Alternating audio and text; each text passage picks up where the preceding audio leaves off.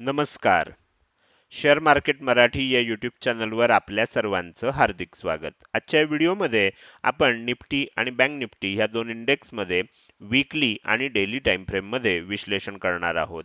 ह्या विश्लेषणामुळे आपल्याला ह्या दोन इंडेक्स सोबतच ओव्हरऑल मार्केटमध्ये पुढील आठवड्यात कशा प्रकारे मूव्हमेंट होऊ शकते, कुठे सपोर्ट घेतला जाऊ शकतो, कुठे रेझिस्टन्स फेस केला जाऊ शकतो, चालू असलेला ट्रेंड असा चालू राहिला तर कोणती लेवल्स आपल्याला बघायला मिळू शकतात, जर रिव्हर्सल येणार असेल तर कोणत्या लेवलपासून येऊ शकतं, ह्यासारख्या अनेक विषयांचं अतिशय विस्तृत असं विश्लेषण आजच्या या व्हिडिओमध्ये आपण करणार आहोत.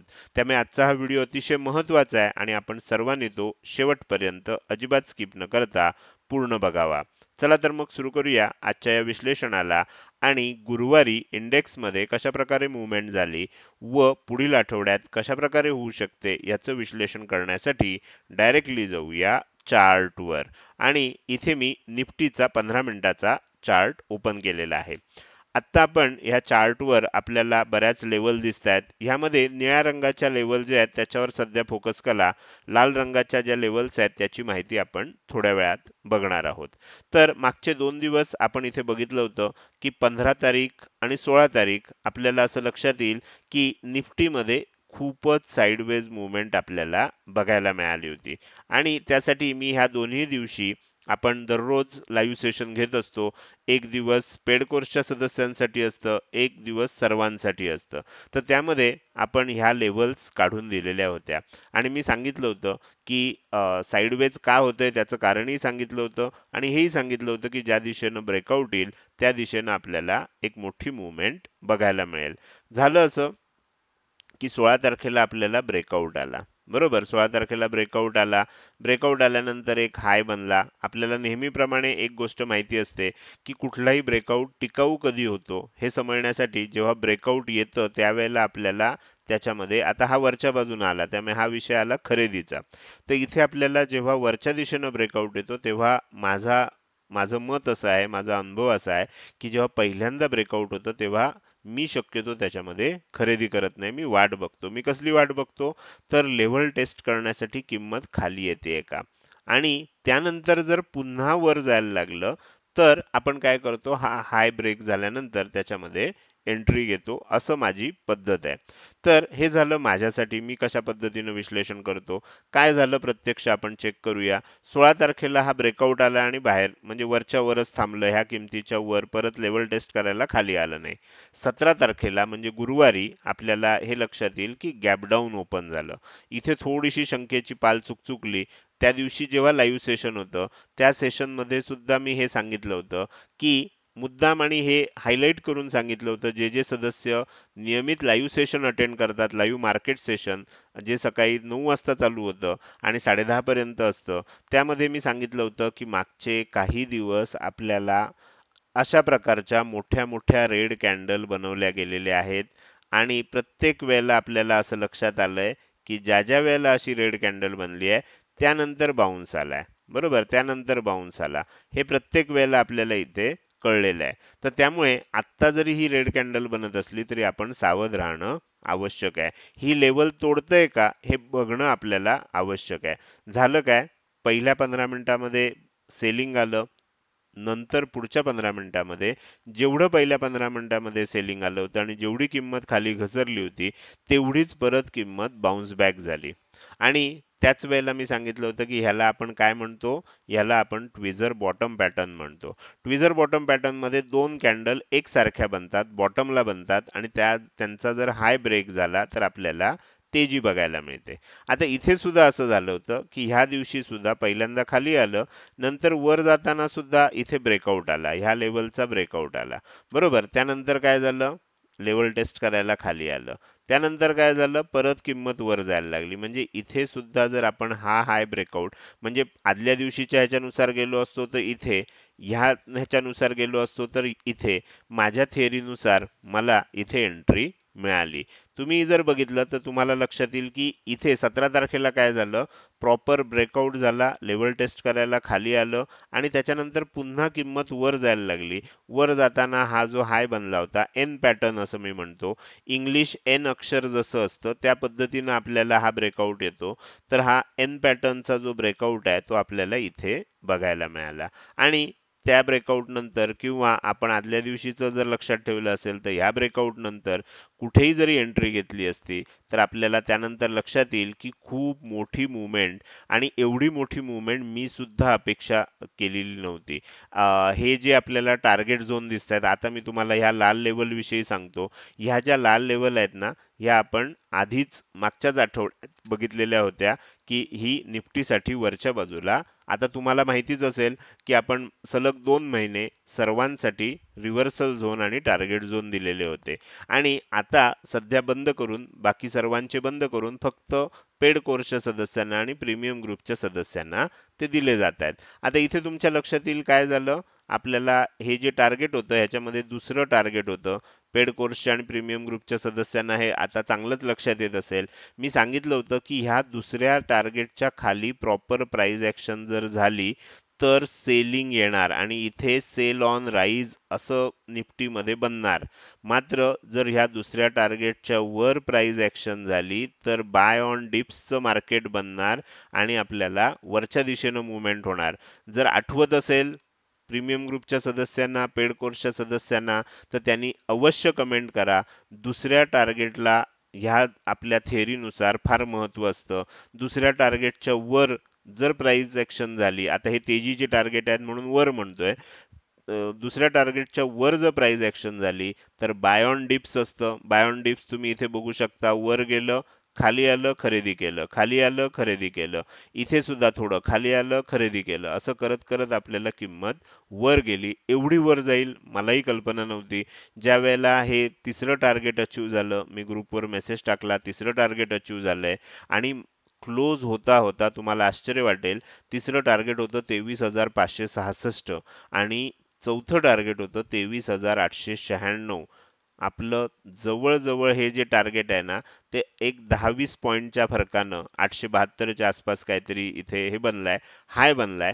इथपर्यंत आपल्याला गेलं, ह्या चौथ्या टार्गेटच्या आसपास थोडंसं साइडवेज होतंय. म्हणजे आपल्याला जेवढी तेजी अपेक्षित होती 23,050 पासून ते 23,900 पर्यंत, राउंड फिगर घेतोय मी, तर ही जी सगळी तेजी आहे 850 पॉइंटची, ही आपण आपल्याला या टार्गेट झोनच्या साहाय्यानं अनुभवली. आता ह्याच्यामध्ये फक्त एकच गोष्ट अशी झाली, ती पण मी तुम्हाला क्लिअर कट सांगतो, की इथे हे जे टार्गेट झोन वर होते, आपल्याला गॅप अप ओपन होऊन डायरेक्ट सेकंड टार्गेटच मिळालं आणि त्यामुळे इथे बराच काळ साइडवेज झालं. नेहमी लक्षात ठेवा, इंडेक्समध्ये ज्या वेळेला असं साइडवेज होतं तेव्हा सुद्धा काही जणांनी लाईव्ह सेशनमध्ये प्रश्न विचारला होता की सर हे आता आपल्याला जे दिसतंय याच्यामध्ये पोल अँड फ्लॅग पॅटर्न आहे ना, म्हणजे हा पोल अँड फ्लॅग पॅटर्न तयार झालाय ना. तर हो, मी त्यावेळेलाही सांगितलं होतं की हा पोल अँड फ्लॅग पॅटर्न आहे.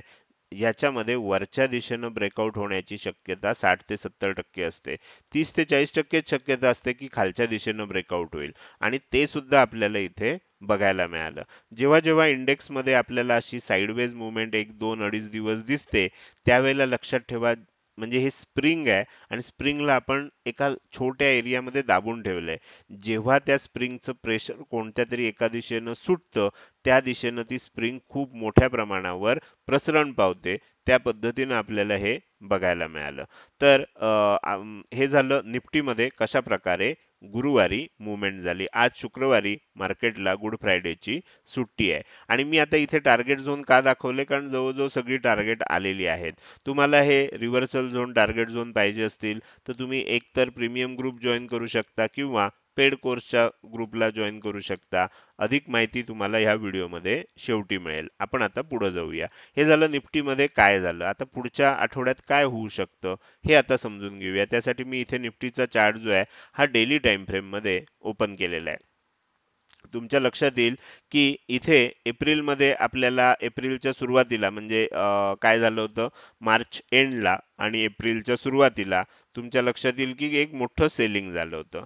आत्ता 7 तारखेला हा जो लो बनला त्यानंतर आपण जर बघितलं तर कंटिन्युअस तेजी झाली आहे आणि निव्वळ 1 2 3 4 5 6 7 दिवसामध्ये 7 ट्रेडिंग डेज मध्ये आपल्याला एवढी मोठी तेजी झाली आहे आणि आपण ह्या स्विंग हायच्या जवळ पोहोचलेले आहोत. आता इथे थोडंसं आपल्याला सावध का राहायचं आहे?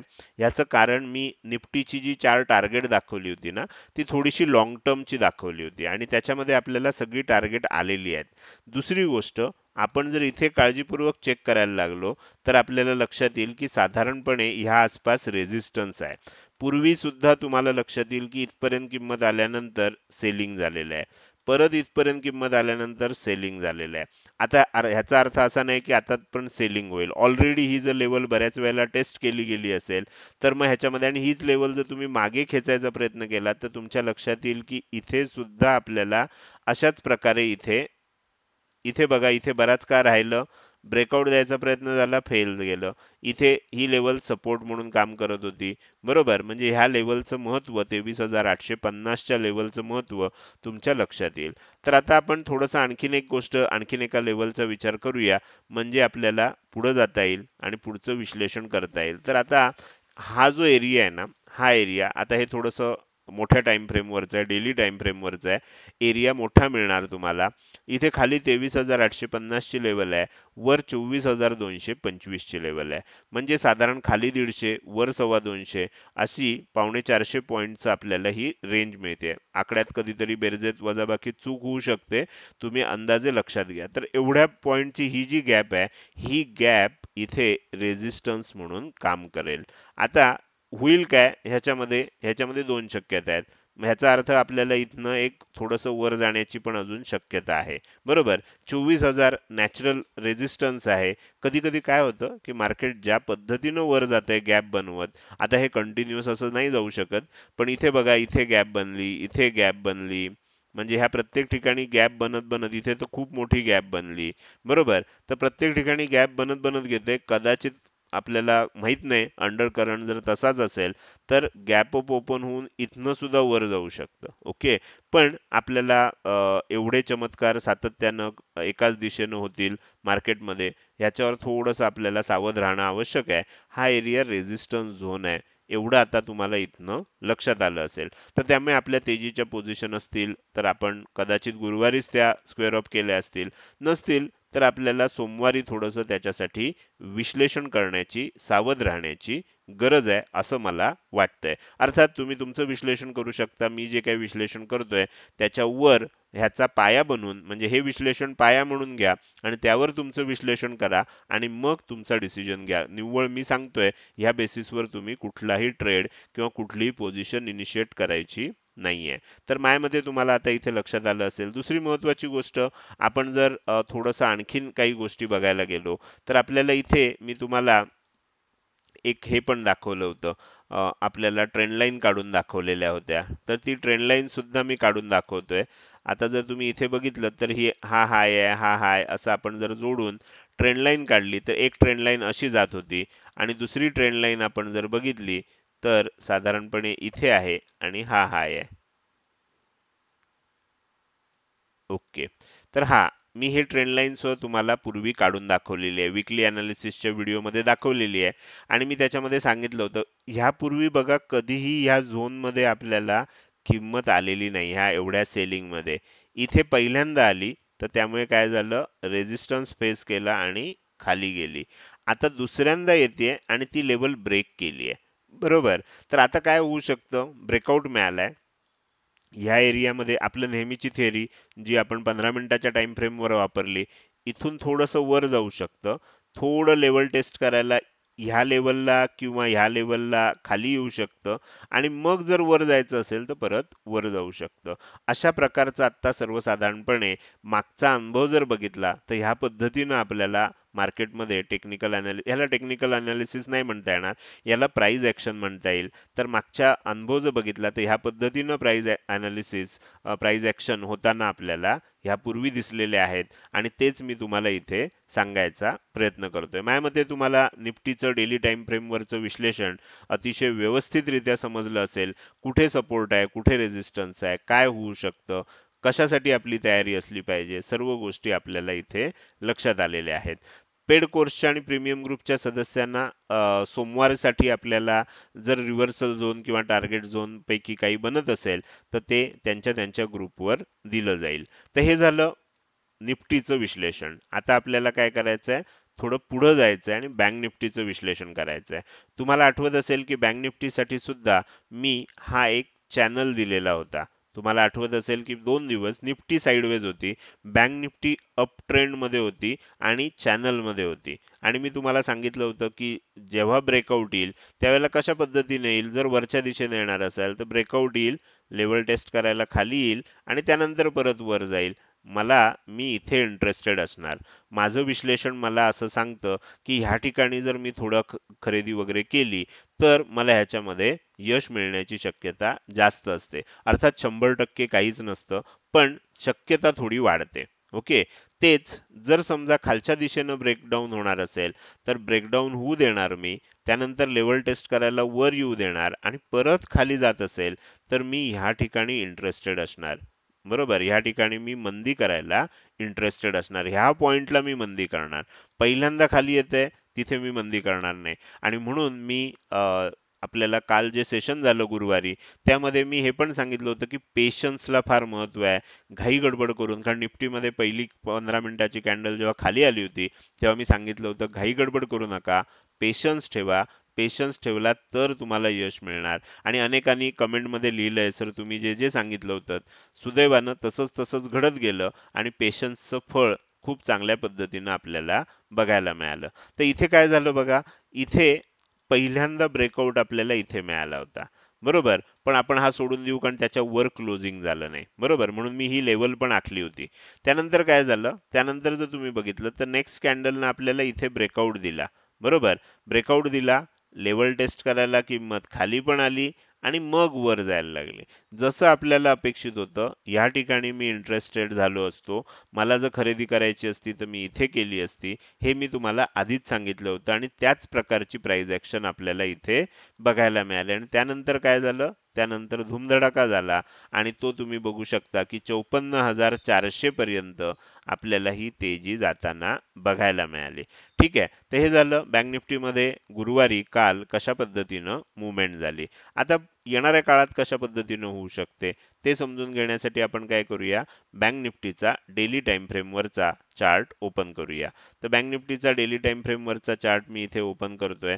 बँक निफ्टीमध्ये आता जर तुम्ही बघितलं तर त्याच्यामध्ये आपण काय करूया, पूर्वीचं काही ना काही छोटं मोठं ड्रॉइंग असेल ते काढून टाकू. तर इथे सुद्धा जर तुम्ही बघितलं तर इथे आपल्याला डब्ल्यू पॅटर्नचं ब्रेकआउट दिसतंय. जर मोठ्या टाइम फ्रेमवर बघितलं, तेजी झाली म्हणजे पूर्वी ही मंदी झाली आहे. ओके. त्यानंतर ही तेजी झाली, परत इथे मंदी झाली, परत इथे तेजी झाली. ह्याच्यामध्ये हा डब्ल्यू पॅटर्न बनला, हा असा. आणि त्याच्या सेंटर लाईनचं ब्रेकआउट इथे आलं.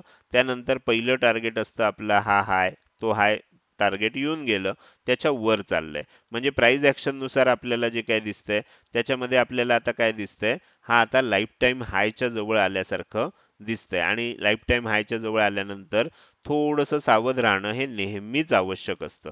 ह्यापूर्वी सुद्धा हा लाईफ टाइम हाय आहे. बरोबर, 52 वीक हाय म्हणा, लाईफ टाइम हाय म्हणा, निफ्टीसाठी हाच आहे. बरोबर सध्या. तर त्यामुळे आपल्याला काय दिसतंय, कारण 52 वीक हाय एक वर्षभरच व्हॅलिड असतो.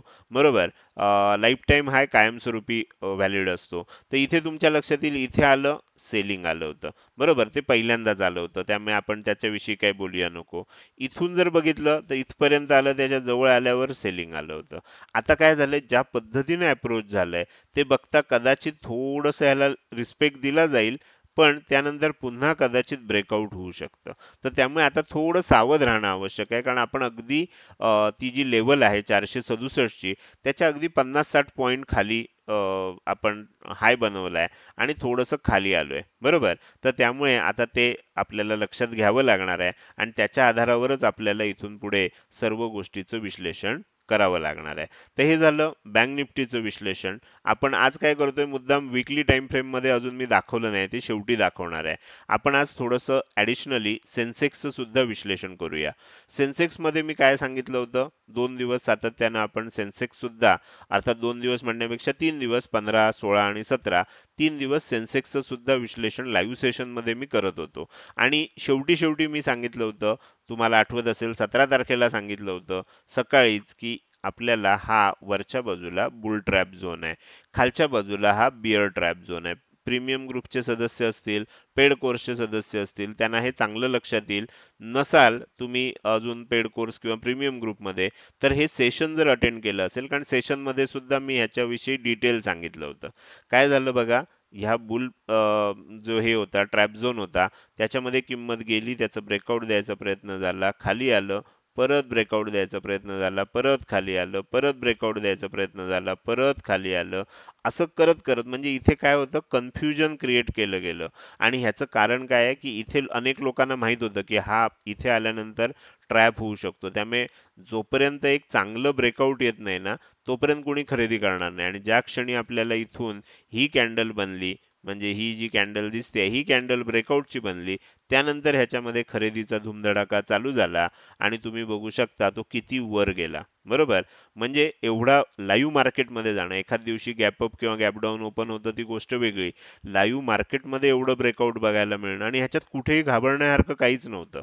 म्हणजे ही एक छोटी कॅन्डल जर तिथे थोडंसं हे झालं बघितलं, पण कुठेही पहिल्या कॅन्डलचा, अलीकडच्या कॅन्डलचा लो कुठेच तुटत नव्हता. तर त्याच्यामुळे आपल्याला लक्षात येईल की तो शेवटी तुटला इथे टॉपला गेल्यानंतर. बरोबर.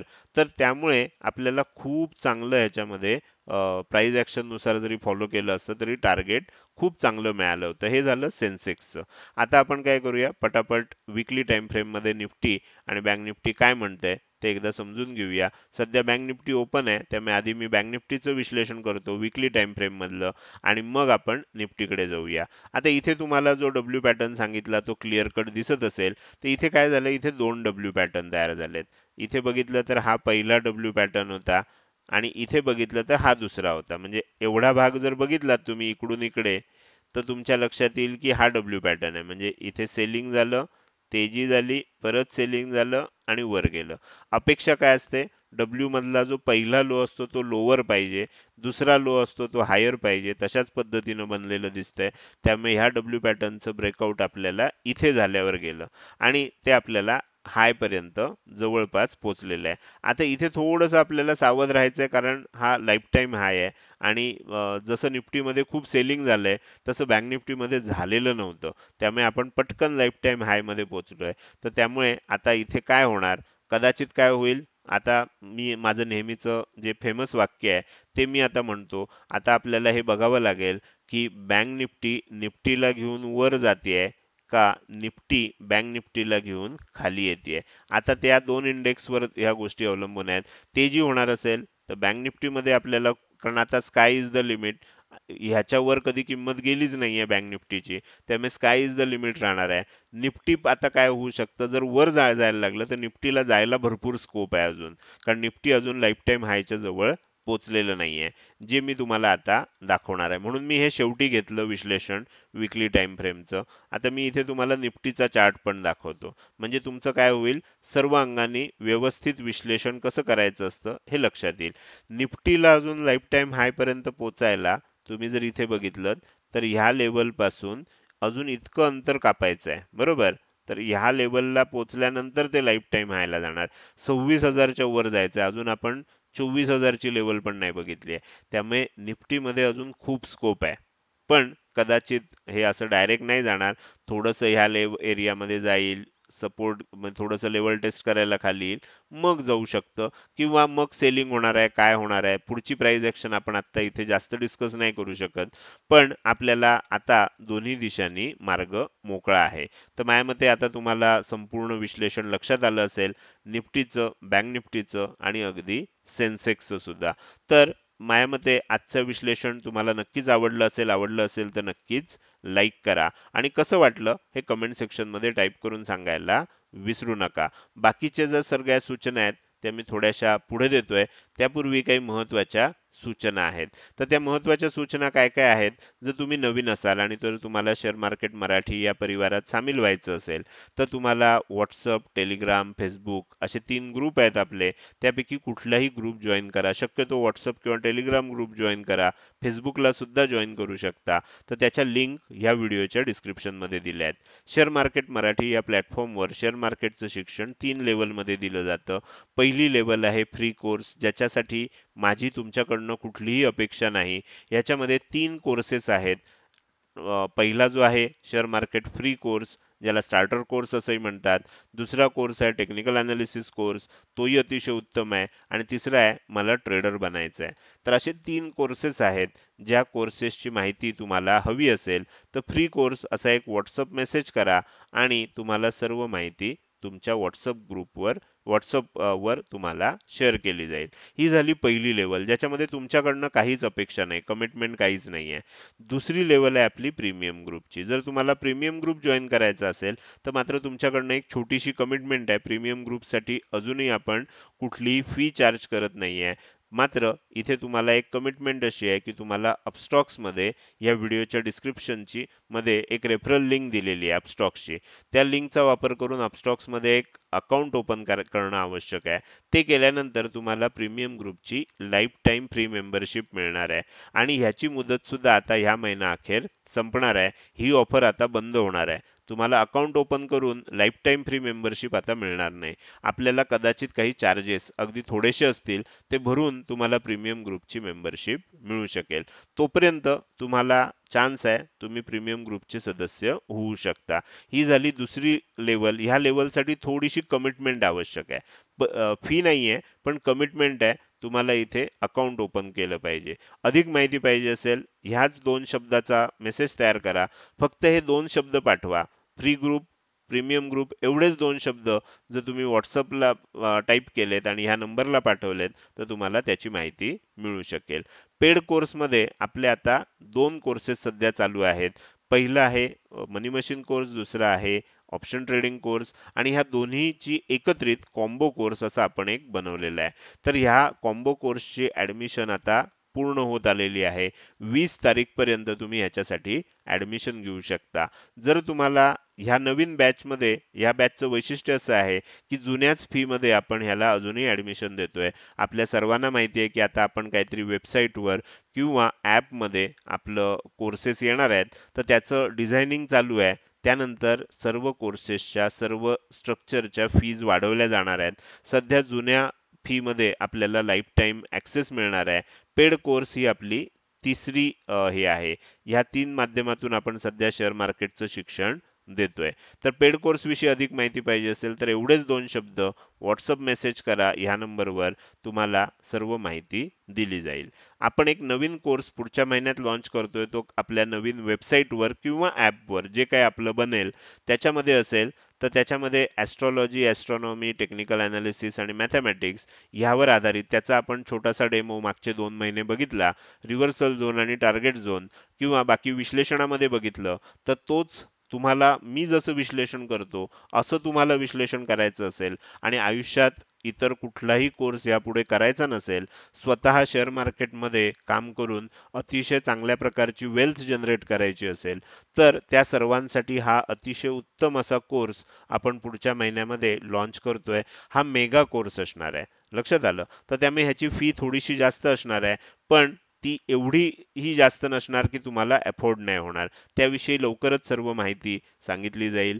हे झालं महत्त्वाच्या सूचना. आता आपण आजच्या व्हिडिओमध्ये इथेच आपली रजा घेणार आहे. मात्र त्यापूर्वी जर तुम्ही लाईक केलं नसेल किंवा कमेंट केलं नसेल तर अवश्य करा. लक्षात ठेवा, तुम्ही केलेली एक लाईक आणि एक चांगली कमेंट हीच माझ्यासाठी प्रेरणा असते, ज्याच्या सहाय्यानं रोजच्या रोज हे विश्लेषणाचे व्हिडिओ मी बनवत असतो. त्यामुळे व्हिडिओ बघायला सुरुवात केल्या केल्या लगेच व्हिडिओला लाईक करत जा आणि बघून झाल्यानंतर तो कसा वाटला, काही सूचना असतील, प्रश्न असतील, शंका असतील तर त्या कमेंट सेक्शनमध्ये अवश्य विचारा. त्याचसोबत आजचा हा व्हिडिओ तुम्ही अजूनपर्यंत बघताय आणि अजूनही जर तुम्ही शेअर मार्केट मराठी आपल्या YouTube चॅनलला सबस्क्राईब केलं नसेल तर कृपया सबस्क्राईब करा आणि शेजारी असणाऱ्या असणाऱ्या बेल आयकॉनला क्लिक करा आणि म्हणजे इथून पुढे रोजच्या रोज येणारे हे विश्लेषणाचे व्हिडिओ मी अपलोड केल्या केल्या तुम्हाला विनाविलंब बघता येतील. आजच्या व्हिडिओमध्ये मी इथेच आपली रजा घेतोय.